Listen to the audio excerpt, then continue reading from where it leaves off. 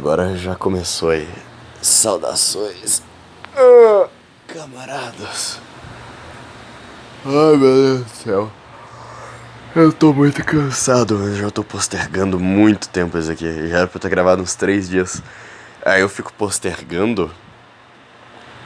Aí eu fico lendo mais cantos, daí eu não sei onde eu paro, onde eu começo a falar, senão vai ficar muito grande. Esse daqui, inclusive, vai ser o menor. Vai ter aí uns... Vai lá, vou chutar aqui 25 minutos, porque não dá também pra ficar fazendo... Ah, vai de 1 a 15, de 16 a 30. Eu vou fazer conforme passa a história, e hoje nós falaremos sobre os cantos 1 até o 9 do Purgatório, porque são os cantos que introduzem ele. Eles ainda estão no antepurgatório, eles ainda não entraram no purgatório em si, mas tem muita coisa interessante pra falar dessa parte. Aí no outro eles já entraram lá no portal, e já estão lá dentro.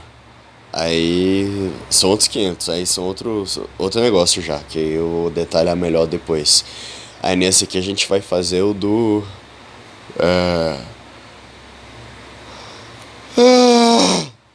deles entrando antes. Aliás, deles antes de entrar no purgatório, e toda a jornada deles ali na orla, as pessoas que eles já encontraram, etc. Certo? Antes de tudo, deixa eu começar a falar o que eu achei desses primeiros 9 cantos aí da Divina Comédia, do Purgatório. Apesar do inferno ser bem mais famoso, né? Claro, o inferno aqui, tem o inferno de Dante, blá blá blá. O Purgatório é sensacional, tanto em ensinamentos quanto em estilo. Pelo menos na tradução do Cristiano Martins, ele está impecável, o Purgatório. Ele tem muito mais insights, assim, que você pega, que você fica pensando, refletindo. Tem um capítulo magistral que é inclusive um dos primeiros do Purgatório, que o Virgílio dá tipo um conselho, dá tipo umas palavras motivacionais pro Dante. É bem legal. A prosa, ela é muito mais bonita, mas é um pouco mais complexa, e eu acho que a história mesmo do Purgatório vai ser muito melhor que a do Inferno. Eu acredito que a qualidade, por enquanto, do que o Purgatório está se mostrando, apesar de não ser tão temático quanto o Inferno, e talvez por isso que que esse episódio não vai ser tão longo, apesar dele não ser tão temático assim, ele é muito interessante. Então, a gente já pode começar falando também da geografia do Purgatório, que eu comecei falando no final do último episódio. Mas o Purgatório é basicamente o contrário do Inferno. Se o Inferno é como se fosse um funil que vai afunilando para baixo assim, ou seja, ele é grosso, as primeiras camadas do Inferno são maiores, e depois ele vai começando a centralizar, né? Então ele vai ficando menor, vai ficando menor, vai ficando menor, como se fosse um funil mesmo, onde lá embaixo existem menos pecadores, porque são os piores pecados, e mais embaixo ainda, obstruindo assim tudo, fica Lúcifer preso, né, no gelo. E aí então Dante e Virgílio sobem ali o inferno e chegam do outro lado do polo do mundo. Se eu não me engano, o Purgatório fica no Polo Norte, no Polo Norte, tá? E o Purgatório, ele tem o Monte Purgatório, porque é um monte, né? O Purgatório é como se fosse uma montanha. O Monte Purgatório, ele não tem o formato de um funil, ele tem o formato de um cone, onde a base dele é larga, é grossa, assim, e quanto mais vai subindo, mais afiado, mais pontudo, mais fino, ele vai ficando. Essa é uma das primeiras coisas que a gente tem que falar, assim, sobre o Purgatório de interessante. A segunda coisa é que a gente percebe lendo o Purgatório, principalmente, porque o Purgatório é a céu aberto, né? Ele não é dentro da terra. Lá tem sol, lá tem noite, lá tem tudo isso. E a gente percebe como, não é porque ele é Dante, mas em geral as pessoas daquela época, como elas entendiam bastante de astrologia, né? Como elas sabiam se guiar pelas estrelas, elas sabiam o que estava acontecendo ali é, com a com a mudança do dia para noite através das estrelas, direcionamento, tudo. Eles sabiam ler, eles sabiam, cada estrela tinha um nome ali, eles sabiam se nortear por elas, coisa que não acontece hoje em dia, né? Na verdade, a gente é tão ignorante que a gente olha pro céu assim e só fala, nossa, como ele é bonito, né? Mas na verdade a gente nem olha o céu na sua completude, porque é arranha-céu, é fumaça, é casa pra tudo quanto é lado, a gente não tem uma visão completa do céu. Imagina se a gente estivesse ali no sopé do Monte Purgatório, onde não tem nada assim ao redor, né, para atrapalhar a nossa vista e nada para clarear também o mundo e diminuir ali o brilho das estrelas. Todo o brilho que tem vem da lua, que vem do sol, né, por sua vez, e das estrelas, que ficam bem mais ao fundo de tudo, nesse grande mapa espacial aí, né? E aí Dante sempre, no livro ele sempre dá alguma, não sei se é até agnóstico, mas ele sempre dá alguma dica, assim, de como tá o tempo, ou até dica mesmo do humor das pessoas, ou dica representando alguma coisa através do céu, do jeito que o céu tá comportado ali, que estrela que tá aparecendo, que estrela que tá brilhando mais. Isso é uma coisa muito bonita de se ver no Purgatório, que é uma beleza de livro. Eu acho ainda que o céu, o paraíso vai ser ainda melhor do que o Purgatório. Mas o Purgatório tá se superando, tanto em entretenimento, tanto em beleza, tanto em técnica de escrita, certo? Então, deixa eu levantar aqui que eu tava deitado, completamente jogado, no momento que eu gravei esses primeiros 7 minutos. Então tá, eles acabaram de sair, né? Tanto Virgílio quanto Dante do inferno chegaram no purgatório. E lembrando que isso tudo eles fizeram sem dormir, né? Essa viagem pelo inferno foi sem dormir. Mas eu quero saber como é que Dante come. Ele não é gente ainda? Ele não é que nem o Virgílio, que é a sombra. Dante tá 3 meses sem comer? Isso não existe. Ou então, pelo menos, ele não nos narrou as vezes que eles paravam pra comer, né?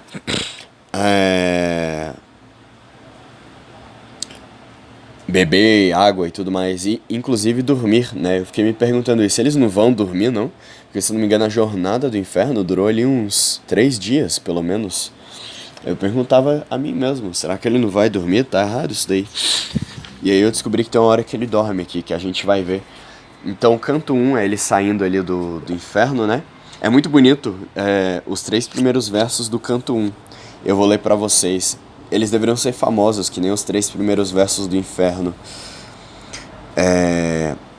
Assim melhor águas que o batel, do meio engenho segue a velha inflada, deixando atrás o pélago cruel. No caso, o pélago cruel seria o inferno, né?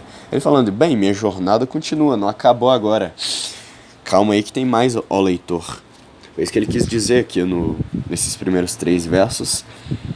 E o primeiro canto do Purgatório mostra Dante chegando lá, né? Nessa orla, nessa ilha, digamos assim.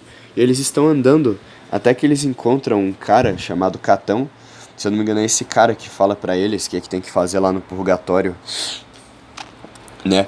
Porque pra eles começarem a andança, eles têm de se purificar porque eles estavam no inferno. E pra se purificar, eles precisam pegar gotas de orvalho e passar no rosto.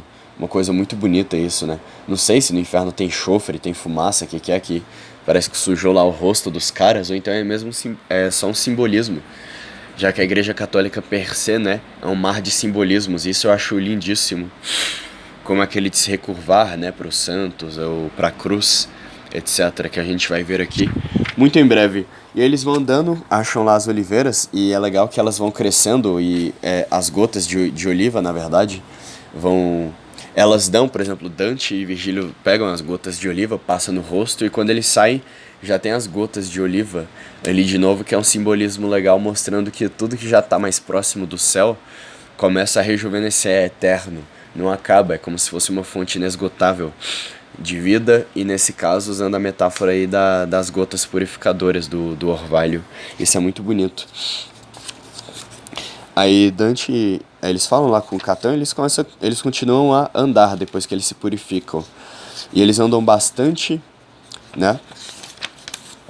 E eles chegam lá no canto, na orla, digamos assim, dessa praia. Já que eles estão no Polo Norte, inclusive. Eu não sei se eu falei que o purgatório é no Polo Norte. E aí eles chegam lá na orla, quase assim, já no sopé do monte, tá?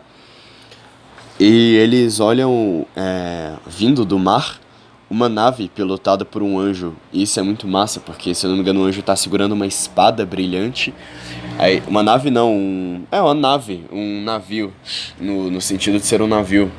Eles veem esse navio pilotado por um anjo. Aliás, pilotado não, o anjo tá em pé e o navio tá se movendo sozinho, assim.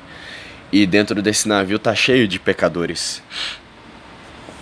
E que estão chegando, né, no purgatório. Inclusive, o motivo do purgatório é simplesmente aqueles que não fizeram algum tipo de pecado para ir pro inferno, tá ok? Mas também, tá ok, mas também não fizeram nada nobre o suficiente para irem aos céus. Então, o purgatório é como se fosse uma fase de teste, onde eles vão ficar lá durante alguns anos e depois eles vão começar a ascender aos céus. Se tudo der certo, né? Se o verdadeiro arrependimento se a verdadeira fé em Deus lhes acometer ali no purgatório. Inclusive, pra mim, isso é uma teoria muito pessoal. Inclusive, se você entende da Divina Comédia e tá ouvindo simplesmente para ouvir a opinião de um terceiro, não leve isso aqui muito a sério. Mas é uma opinião interessante, a minha, de que o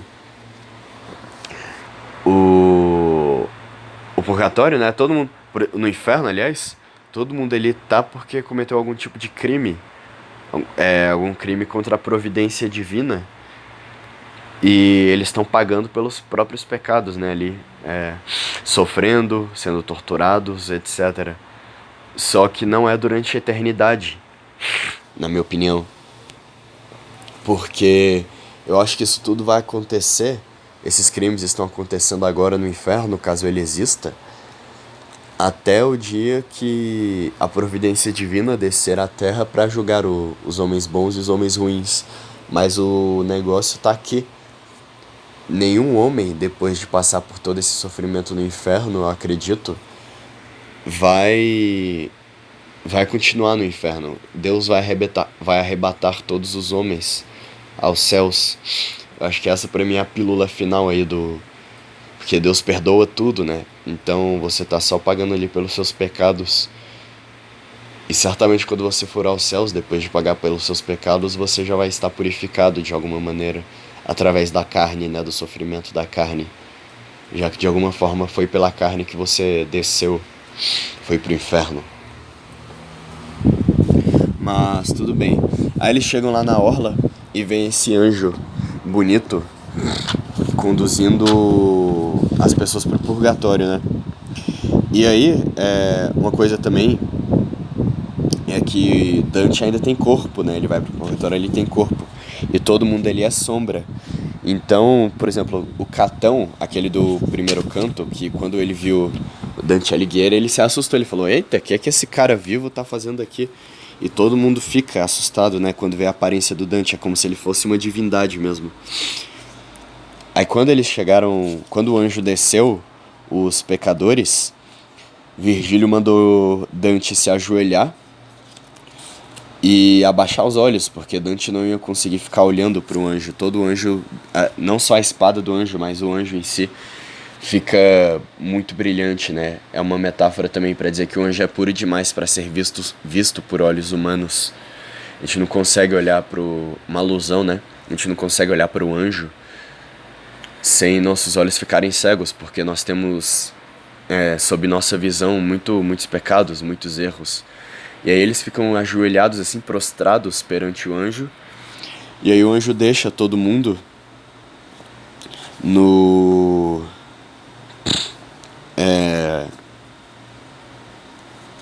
lá no sopé do purgatório, e todo mundo começa a jornada, a andar assim. Claro que todo mundo que estava fazendo isso estava ainda olhando pro Dante ali incrédula, né? Gente, ele tem corpo, ele é de verdade. E uma coisa que Dante deixa claro aqui é que as pessoas percebem que Dante é vivo porque o sol, quando bate nele, o sol não é opaco, né? O sol não passa por Dante, o sol fica no corpo, mostrando que ele tem consistência física. E aí, por exemplo, os anjos, quando. Os anjos não, os mortos, as sombras, quando passam pelo Dante assim, eles não sentem o corpo do Dante, né? Porque eles já estão mortos, eles são sombras, como se fossem fantasmas, certo? Aí, a partir do canto 3 Dante percebe que no purgatório existem pessoas também, né? Claro, ele não sabia, para ele era só um monte que fazia chegar aos céus. Mas ele percebe que o purgatório é dividido por vários grupos de pessoas. Mas ao contrário ele do inferno, não existe vala, não existe círculo. São pessoas que se conglomeram e ficam andando de lá pra cá. Só que também ao contrário do inferno, onde os primeiros círculos são das pessoas que cometeram crimes menos graves e os últimos são de crimes mais graves. No purgatório não, as pessoas que vêm primeiro são as pessoas que cometeram crimes mais graves, né? Porque como ele é um cone, lá em cima tem que ser as pessoas que estão mais próximas de ascender aos céus. Esse é o sentido. E aí ele começa a ver uns grupos, e aí o primeiro grupo de pessoas que ele vê são aqueles que morreram quando foram excomungados pela igreja. Pessoas que não cometeram nenhum crime para ir pro inferno, assim, nenhuma violência maior, mas pessoas também que não foram aos céus porque foram excomungados pela igreja. E essas pessoas andam em grupo ali, bem lentas, devagar. E aí nisso eles não esperaram, se eu não me engano, esses mortos chegarem e se aproximarem a eles, porque eles andavam muito lento e eles já foram andando, subindo um monte, né? Um monte de pedra lá para chegar para chegar até lá no topo do purgatório. Eles começaram a subir e tudo mais. E aí no quarto canto a gente vê a primeira sessão. Eles já estão ali na primeira volta mesmo do antipurgatório. Antipurgatório é tipo antes do purgatório per se, tá? Que é essa primeira, digamos, esse primeiro círculo gigante que eles estão tentando subir. Purgatório é uma subida infinda, né? Esse é o negócio. E muito alto também. E aí, nesse antipurgatório estão aqueles que foram omissos, negligentes, indolentes, mas não como aqueles que estão no inferno, mas sim aqueles que se arrependeram, tipo, na hora extrema. Antes de morrer, eles tiveram ali um lapso de brilho divino e eles pensaram, putz, realmente existe um Deus, mas olha que merda, eu tô me arrependendo só na hora final, o que é um crime. Mas pelo menos eu tô me arrependendo. Esses que se arrependeram, assim, sabe, quase no leito de morte, estão lá. E aí ele encontra esse grupo de almas indolentes, omissas. E aí o Dante, se eu não me engano, foi pra esse grupo que Dante pareceu uma estrela do rock, porque todo mundo ficou indignado, assim, olhando pra ele. Caraca, que massa, todo mundo conversando, né? E uma coisa legal também é que todo mundo fica pedindo pro Dante, quando voltar à Terra, para ele rezar, ou então para ele falar para as pessoas que amavam essas que estão mortas, rezarem para elas, para essas almas, porque isso de alguma forma ajuda Deus a olhar com mais piedade para essas almas que pecaram, alguma coisa assim, certo? E aí eles sempre param assim, Dante fala, meu nome foi tal, tal, tal, reze por mim quando você voltar. Eles olham realmente Dante como uma esperança. Isso é bem, bem bonito de se ver. Certo? Aí já ali no canto 5,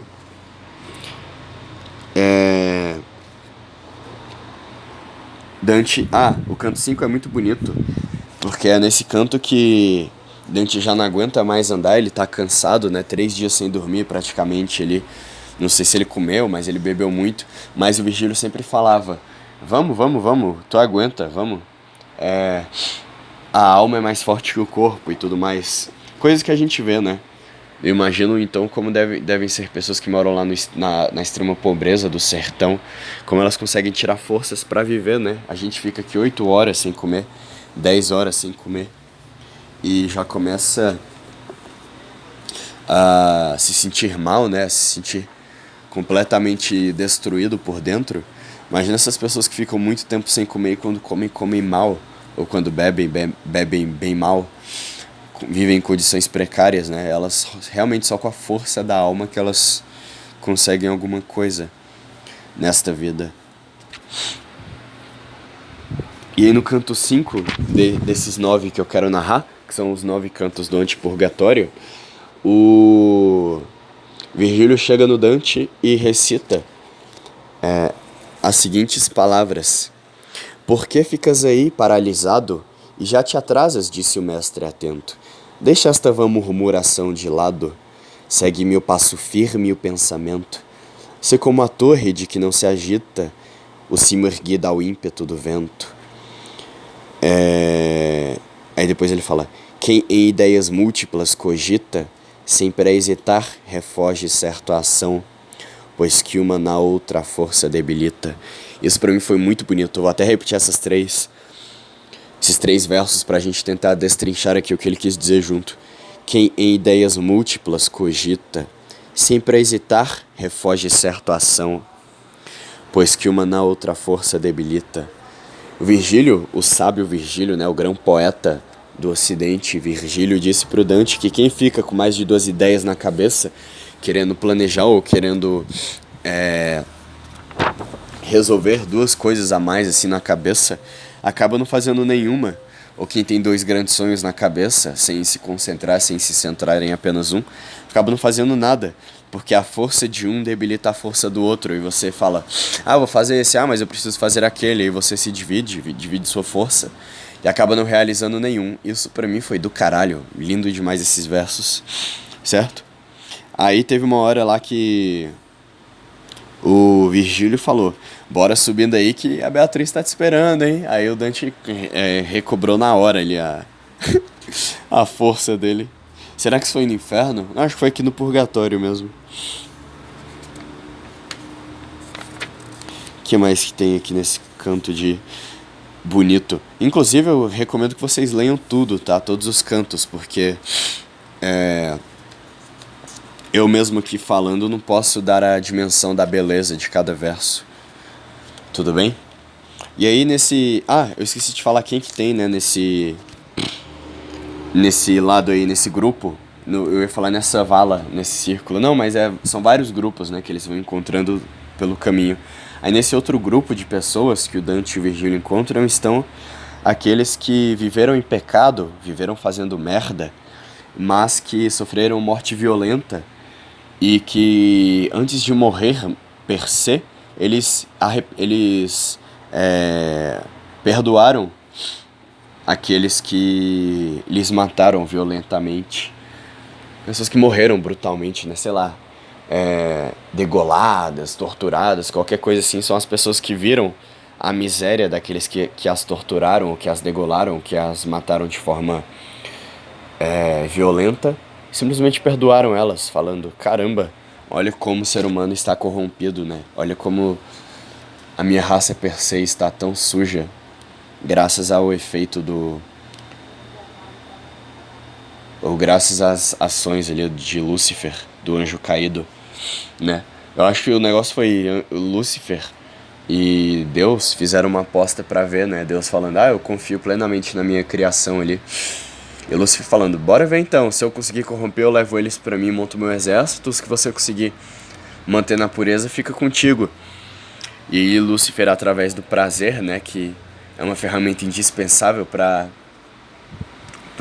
manutenção da raça humana, principalmente com a semeação, né, com gozo, literalmente falando, já que só mesmo o prazer ali do gozo que faz com que nossa raça se perpetue de forma tão assídua, do jeito que ela é perpetuada, né, que faz a gente querer transar, basicamente, com outras palavras.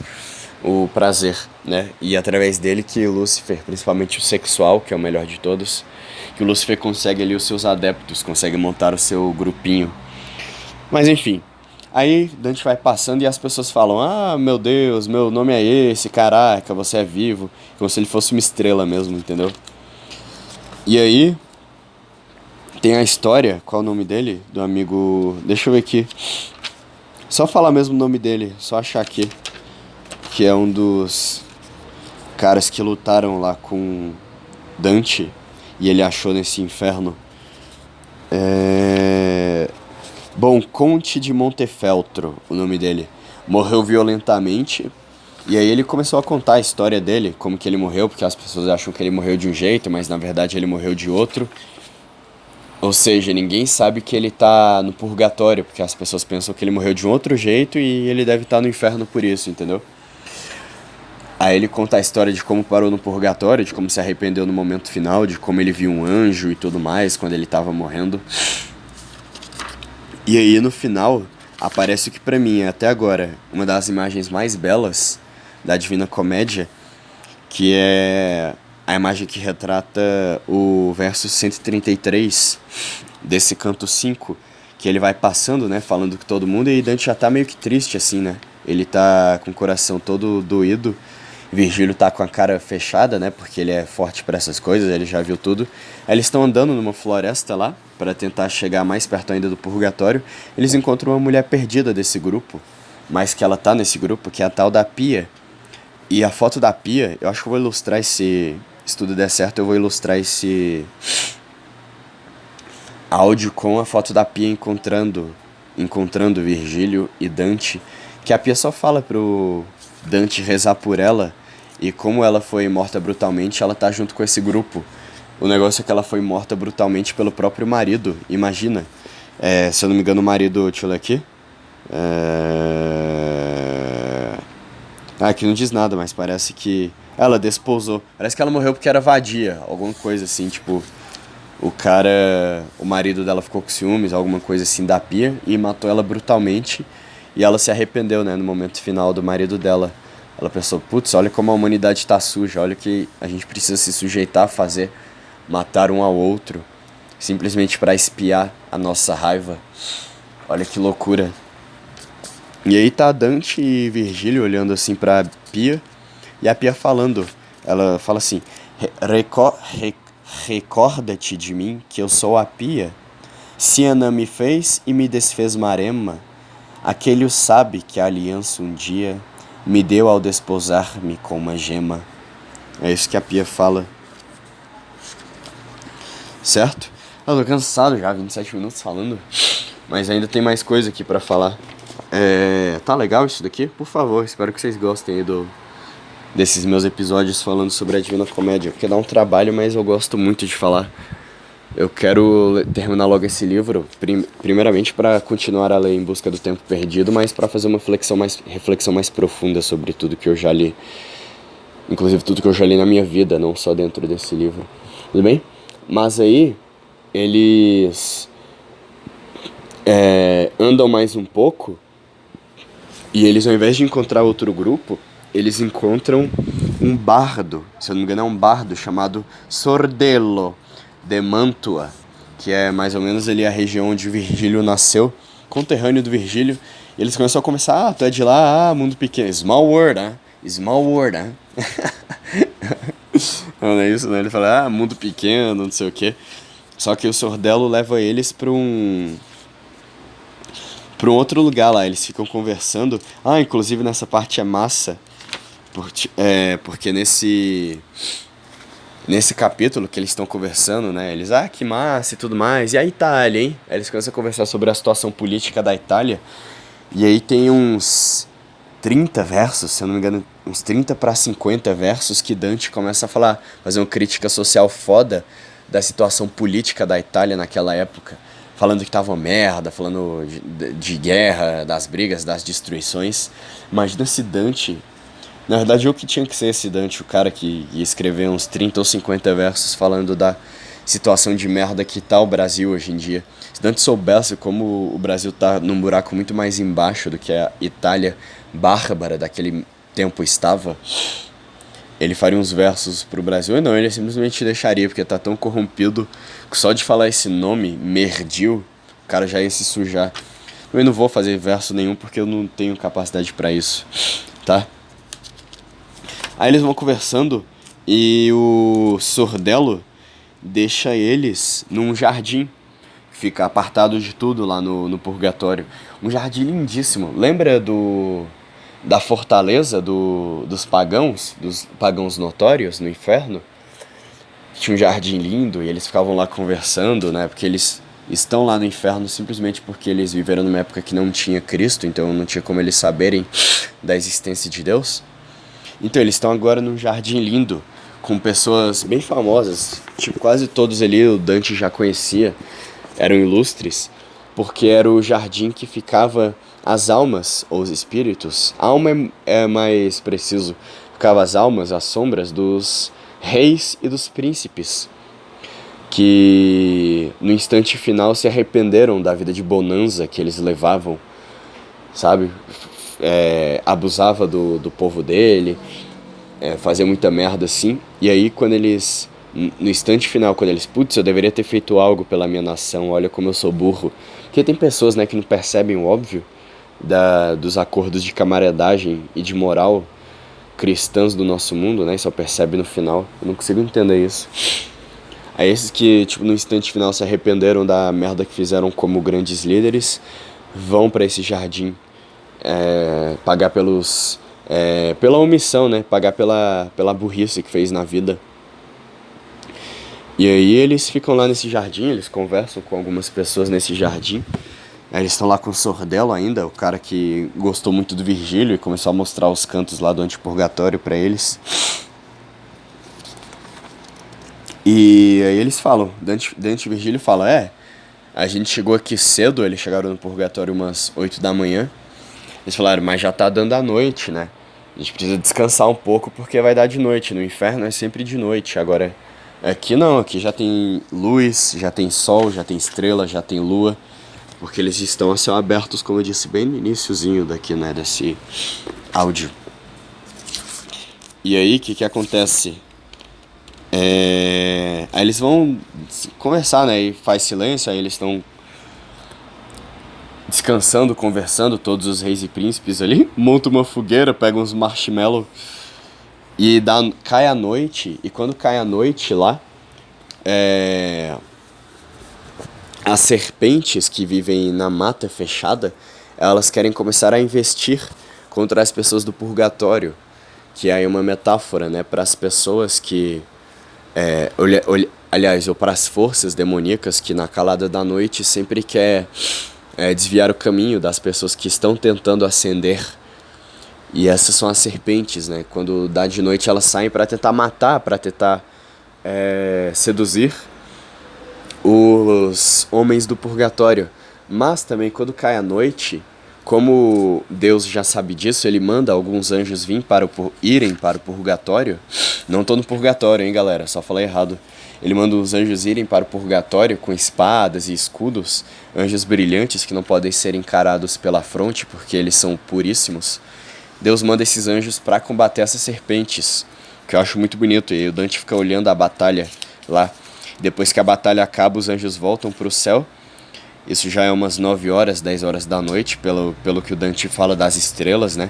E aí os caras aqui, os comentadores da obra, que entendem de estrela, de astrologia, né? O que estudaram simplesmente para entender Dante, eles concluíram que era 9 horas da noite, mais ou menos, que os anjos foram embora, as serpentes não estão mais lutando, elas desistiram, e aí é hora de dormir. E aí, porque eles não podem, né? Tá muito escuro para subir e tudo mais. E o Dante apaga, meu amigo. E aí a gente entra no canto. Isso tudo acontece entre o canto 7 e 8. E aí agora a gente vai pro último canto dos que eu li. Dante apaga, mas ele dá uma apagada tão fodida que ele começa a delirar ali, a ter uns sonhos. E aí no canto 9, uma das coisas que ele narra é o sonho que ele teve. Que ele sonhou que tinha uma águia, se eu não me engano,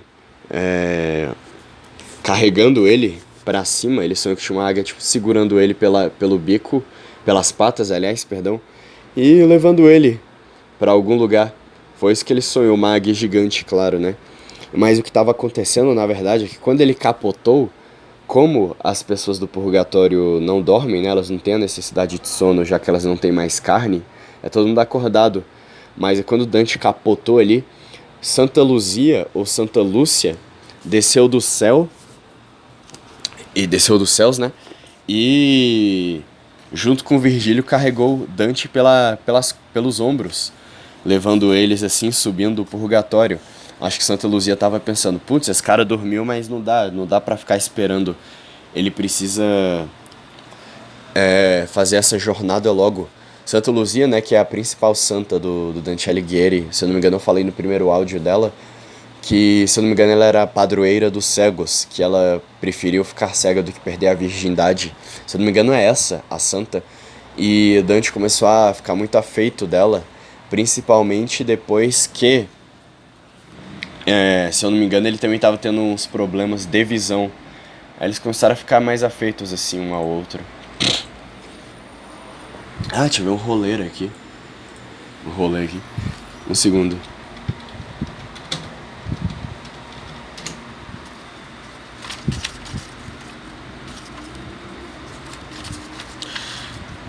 Aí, tudo bem. Dante estava sonhando aí, né? Que estava sendo pego por uma ave, mas na verdade era Dante e Santa Lúcia, ou Santa Luzia, carregando ele até literalmente ali o portão do purgatório, até mais ou menos ele perto do portão do purgatório. Um segundo.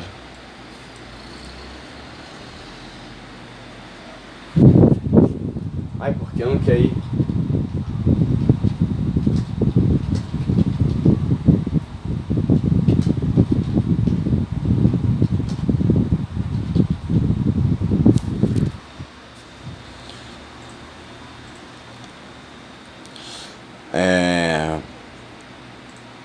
Minha internet caiu? Ah, eu acho que o Wikipédia tá fora do ar. Que loucura. Eu ia ver uma coisa, mas não tinha nada a ver com a Divina Comédia, que eu lembrei agora. Mas enfim. E aí, Dante. Aí tanto Virgílio quanto a Santa Luzia solta Dante lá perto, né, dos portões do purgatório. Os portões de Agartha. Não, tô zoando. É porque eu lembrei de Agartha agora, que dizem que é a entrada lá do portal dos fenícios, né? Inclusive eu tenho que gravar um podcast sobre os fenícios, tô louco pra fazer isso já.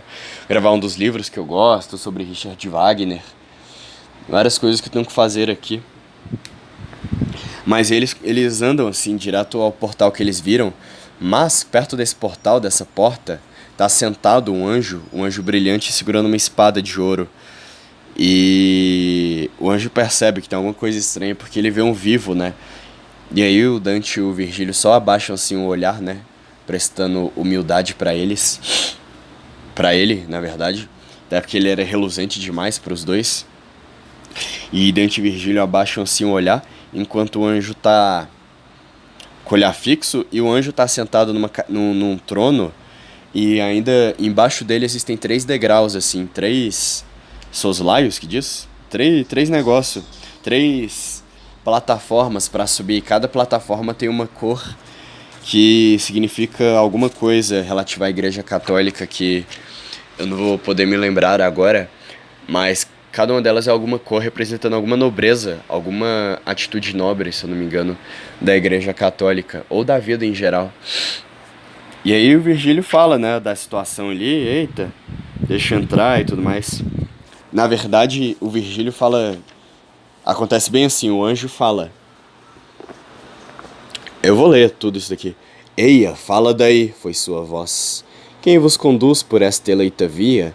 Não podeis sem perigo chegar sós. O anjo falando, né, com os dois. Porque eles estavam vivos, porque o Dante estava vivo, e porque ele é o purgatório, né, a portal do purgatório. Quem que vai entrar assim em sã consciência? E até que eles têm que estar com o anjo, né? Pra tudo quanto é lugar que eles vão do purgatório, de um lugar pro outro, eles têm que estar acompanhados do anjo que os guia. Mas daí o Virgílio manda: uma dama do céu, bondosa e pia, mostrou-nos essa porta gentilmente, dizendo-nos, entrai-lhe, tornou-lhe o guia. Aliás, dizendo-nos, entrai, tornou-lhe o guia. Aí o anjo responde: que ela vos leve ao bem seguramente. Respondeu-nos o angélico porteiro: alçai-vos, pois, a escada à vossa frente. E aí eles foram subindo assim os lances da escada, melhor dizendo. E aí o anjo começou a mexer numas chaves ali, que eram chaves que o São Pedro, direto dos céus, entregou pra esse anjo, pra ele abrir a porta do purgatório. Aí as chaves dele davam mó medo pela leitura. Eu nunca vi uma leitura mais hermética de algum utensílio, assim, de um objeto. Eu nunca li nada mais que me provocou uma sensação mais hermética do que esse negócio das chaves aí. Aí aconteceu, né, esse negócio. Eles estavam. Aí o anjo tava abrindo a porta lá com as chaves de São Pedro, que eram todas herméticas essas chaves, e tinha que fazer não sei quantas voltas lá. E aí a única condição que o anjo disse pra eles antes de entrar no purgatório é: vocês vão entrar, mas não olhem para trás. E aí eles concordaram, simplesmente porque é uma metáfora, né, muito importante. Vocês agora estão entrando em uma nova fase da vida de vocês, ascendendo, e não olhem para trás, que também pode ser traduzido, não olhem para baixo, né? Não olhe pro que já foi, ou pros pecados, ou para aquilo que te deixou mais próximo do inferno. Agora é só olhar à frente. Basicamente esse é o sentido de não olhe para trás do anjo. Foi muito bonito. E aí acaba assim a odisseia deles no anti-inferno. E agora começa o purgatório de vez, né? Onde eles vão passando ali por nível em nível, como se fosse um cone, né? Passando por várias rodas até chegar lá em cima e alcançarem os céus. Eu já sei o que vai acontecer quando eles chegarem lá em cima.